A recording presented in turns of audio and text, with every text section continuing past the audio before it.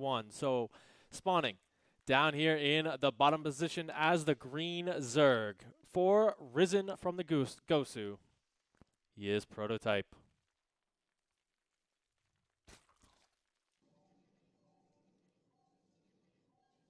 And in the top left for formerly Sidestorm, now Root, it is Disc. Oh, I did not notice that he switched teams here, so we'll have to see if that team is actually going to be enough to help propel him forward. You know, obviously, he is a very solid StarCraft 2 player. He does have a lot of different builds in his English, terrible language, don't use it. But he has a lot of different ways that he can go in this series, and especially in PvZ. You know, you're a Zerg yourself, so what about these changes in the matchup, do you think? A lot of things have been going weird. Yeah, well, the Void Ray kind of flipped the matchup on its head. Before it was incredibly Zerg dominated, and now you take a taxi and you hope you get the right place. Oh yeah, the German taxi really, really fun to watch recently. You know, even seeing the Korean players get in on it, and that's kind of one of the funny things that's been going on with StarCraft 2 the last couple of years. It's just that we've seen the Korean players start to take a lot of cues from not only North America but Europe as well, and kind of building their build orders over them. Yes. It's really interesting to actually see. I kind of, it's kind of always been a thing with like some players, like Parting or Solar to some extent. Rogue has kind of done it too, but they've kind of always like done their own thing, like whether they came to NA or played in NA or not. So like since like yeah, kind of since Cyril started like winning, they've kind of been more interested in trying, you know, whatever the flavor of the month in Europe or NA has been. And it doesn't look like in this first game, flavor of the month is not cheese. So that's going to be a pretty good start here. As we do see Disc. He's just going to try and deny some scouting information here. He did go for that Twilight Council. He's getting the Robo facility up as well. Prototype did just get a glimpse of that Robo facility, but I don't believe he's seen the Twilight Council just yet. He did not. Perfect. This is yep, this is gonna be a glaive opener. We're gonna have to wait and see if it's gonna be 3-gate or 4-gate. The main difference being that the 3-gate is way more economical, and you can actually play out of it, where the 4-gate is well, you're kind of putting all your eggs in one basket. And it looks like that's indeed the case. The farmer's about to go to market as we have 4 gateways coming in. Glaive about halfway complete. He is chrono boosting that out as quickly as possible. Oh, the Ling's not enough DPS to get out there. Ay, ay, ay. And yeah, it's going to come down to that first big jump with the Shade in here, whether Prototype will have the units in position to deal with it, or will he kind of start to get overwhelmed, because this can snowball very quickly here. He does have the Roach Warren, but he's only pumping out 2 Roaches at a time, as well as Lings, which, by the way, absolutely melt to large numbers of Adepts, especially if you can get them in the right position. Yes. He also Prototype also opted for the vertical third instead of the triangle one. This means that if Disc chooses to go for the vertical third, he's gonna be in way worse of a position to defend it because it's just that farther away. It's why a lot of the European circs have moved away from it. From just taking the vertical third and fourth, and instead just opted to play in their little corner of the map. Because like even though it sucks to like get dropped in the net and get dropped in the main and then get dropped in the fourth or whatever, you'd rather have that than like be 7 miles away from your foot, which is way more important of a target. Looks like Disc still trying to make something work here. He does have that little bit of a distraction at the top of the map before the depths do get shut out by the full wall off of Prototype. So he is just going to kind of just go home with this a little bit. Maybe just play around the creep, try and get some pickoffs in that area as well. We do see that he's got the vertical third base of his own, but that's a bit more typical for Protoss players. And yeah, just going to look to see what he can get done here. The answer is not a lot. Yeah, this is kind of the point where you kind of have to. You're still gonna try and find value, but oh, wow, okay. Oh. Hold that thought. As Disc gets into the main. Oh no. Ooh, good luck with the Evo chamber. Another good luck with an Evo chamber. This is really nice to delay the adepts from getting to the workers. Yeah, Which, oh no, it's not really working. 15 workers have already gone down. Looks like Prototype will finally clean this up, but it's worse for wear. Just taking a look at his worker count, he is down almost 10, 14 workers. Oh my god. Well, I stand corrected on that one. So, you know, typically people defend it very well, but sometimes things go wrong. And now Prototype really needs to start considering. Oh, he might get a cancel on the. No, okay. He really needs to start taking risks to get back into the game, because Disc is really starting to power up now on the 3 bases. He's already got the 2 immortals out, and he's just about ready to go to the next phase of tech, which we'll have to see if it's gonna be Templar or Colossus. More than likely, I think Templar would be a better situation here, just because this army is very squishy for the Zerg player.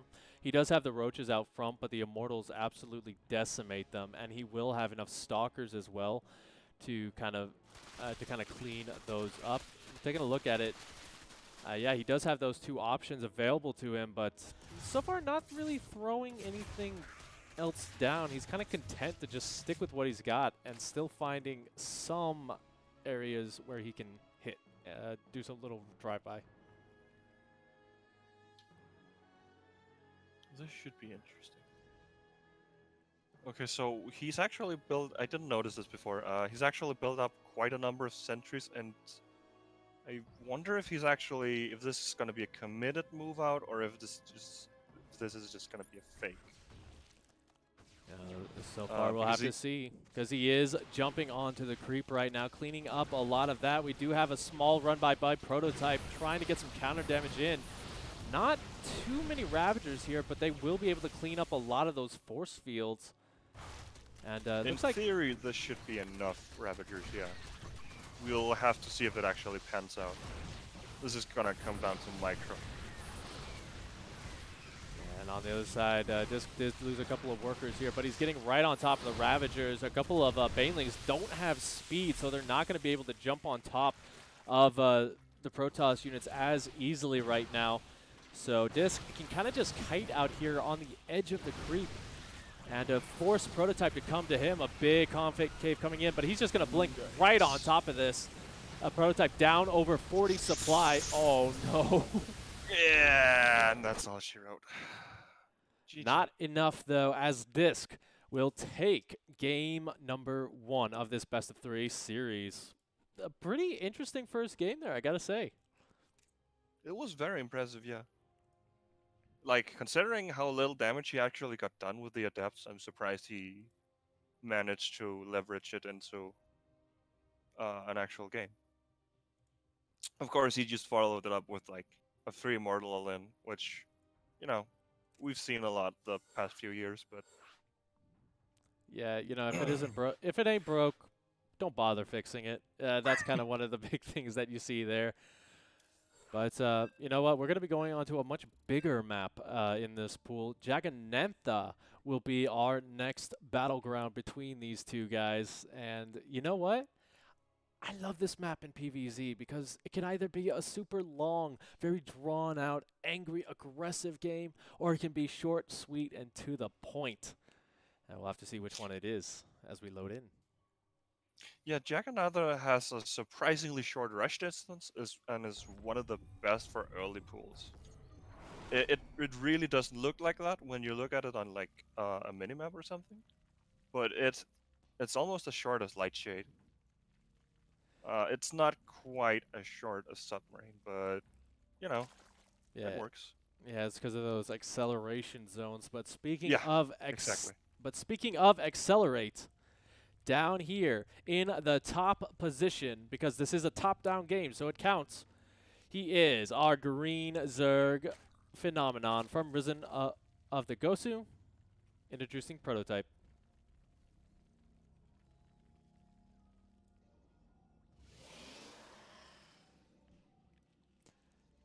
And down here in the bottom position, he is for Root Gaming, Disc.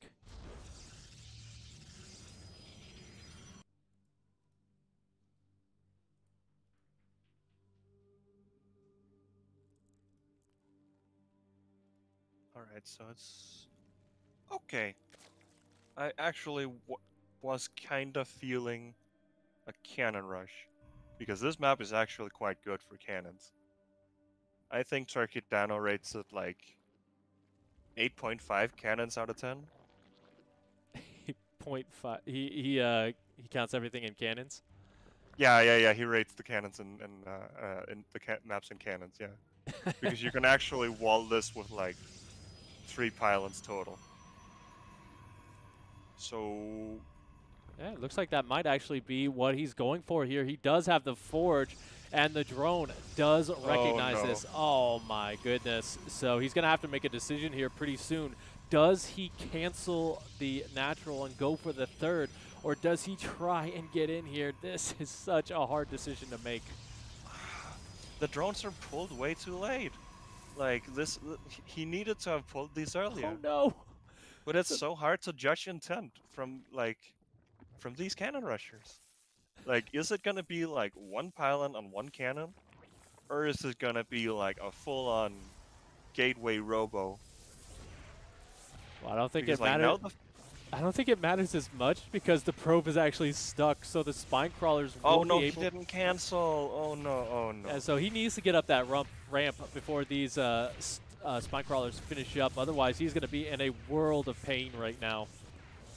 This actually buys a lot of time for a prototype, who's going for the Ravager option, to try and get out of the cannon contain.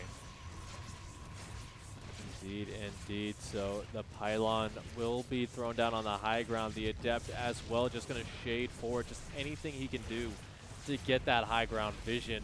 But I think this cannon rush won't get too much more done past this one base kill.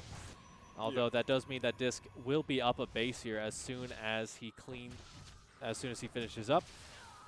And yeah, we'll have to see how long it takes for him to clean this up. Looks like not long at all. Yeah, it shouldn't take long with the spine crawlers, especially because it was also fairly low committal. You can see he's getting a really fast nexus actually, and the Stargate to defend from like any follow-up roach all-ins. Indeed, indeed. Now Prototype, he does have that gas income, but he's pulling off of that because he does need the minerals really badly right now. He's got to either expand or go for something, and it looks like the answer is he's going to go for a pretty committed attack here, I gotta say, because if this doesn't work, he's going to be so far behind. Yeah, he's basically all in now. And it's actually not a completely bad choice to go for, just because of his overlord positioning. It really helps to get what are they called? Corrosive piles. They're called corrosive piles. I played this game. They're called corrosive piles, and to try and get them onto like the real money targets and like batteries or pylons. Since you're really not gonna hit a unit with it. And as I say that, the Overlord dies. Yeah, once that's cleaned up here, Prototype has retreated to his side of the map. He doesn't have lair. He doesn't really have a lot. So now that these guys are back on their side, be very unwise to resend them because they are just that slow. Disc actually didn't get the Overlord that was hiding next to the main base. That is unbelievably huge. Yeah, opens up the potential for Nidus Worm definitely as the game goes on. Right now, though, he is sticking with this very standard Void Ray into Oracle. And from here, we'll have to see if he does decide to transition back into the Void Rays, just because there won't really be that much anti-air for Prototype for quite a long time. Whoa! Wow. An anonymous gifter. 10 tier 1 subs. Thank you so much, my man. That is awesome. Thank you. Thank you very much.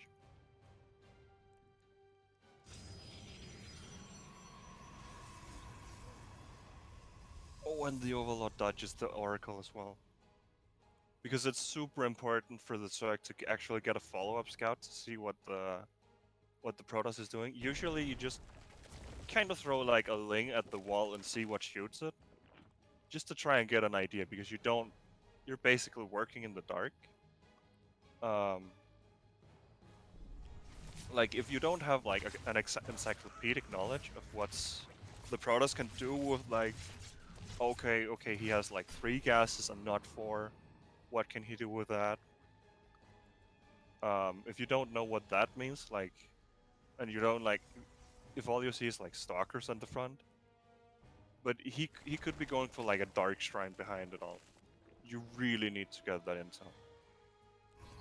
Yeah, especially since we're going up to that Robo Bay. There's a good potential for disruptors. That War Prism could get speed, which is just, I don't know about you, but that's the biggest pain in the neck in the world, is dealing with a fast Warp Prism. I was actually watching Beastie Cutie today, and he was just dropping disruptors everywhere. He had Colossus. He got a little salt from it as well. It was hilarious. Oh yeah. Oh no. It's we can share that pain. It is just as bad in PvC. It's kind of like, or it's not that bad honestly, because you like, the units are fast enough that you can sort of micro around it, but like if you don't see it for like a second, well, your mineral line's gone, and I shouldn't tell you how bad that is. Okay, so is he gonna just drop 1? Okay. Okay, looks like it is going to be Colossus drop. That's going to be pretty nice if he can kind of keep the units out of position for Prototype. The Queens should hang out in the main base, but you know, they don't really have a ton of energy here, just building up those transfuses. We'll have to see if he can really get something. Okay, it's actually Disruptor first off all. Nice. I am. Oh, and behind this, I need to check out. Oh, okay, this is gonna be interesting because Prototype is gearing up for a bit of a taxi. Oh, that Although his overload speed is incredibly late. Oh no. And this is gonna be so not good. Yeah, this is bad. Here we go. The first Zealots, or Zerglings rather, are going to go down as they try and make their way across the map. But looks like Disc wants to be the first one to make it across. And the taxi, unfortunately, service stops at 2 a.m. and it's getting close to that in EU right now. Oh no. And he's being greeted by Disc right at his third. Oh no.